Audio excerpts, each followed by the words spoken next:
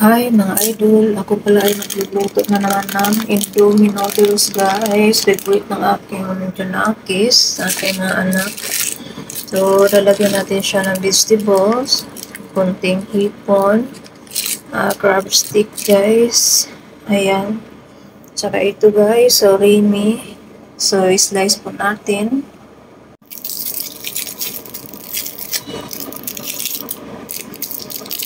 Para hindi lang po noodles yung kanilang makakain, mag-add po tayo ng ingredients. So, ayan na mga idol, na-slice ko na, nahanda ko na yung ating gulay guys, na ilalagay hipon. Ayan, nahanda ko na siya.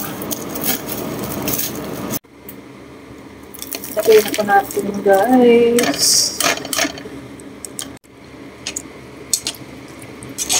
Pulutan po muna natin guys, tapos ilagay na rin natin yung ating noodles para isang salang lang sila.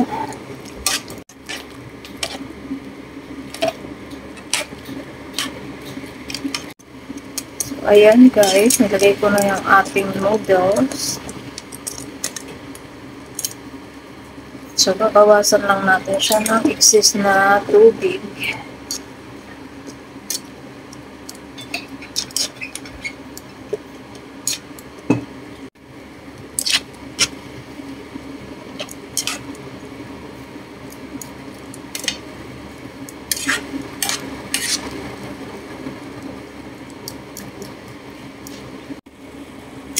Lagyan rin po natin ng spinach.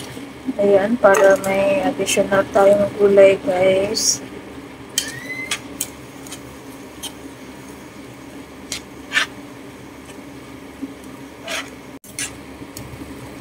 So ngayon, add na po natin yung kanilang seasoning guys.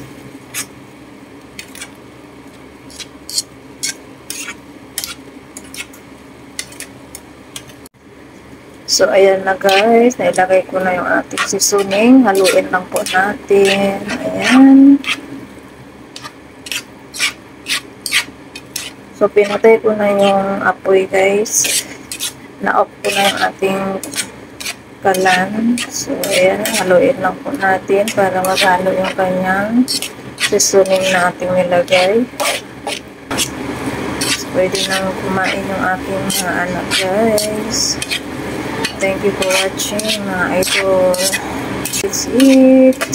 Ayan, pwede nang kumain.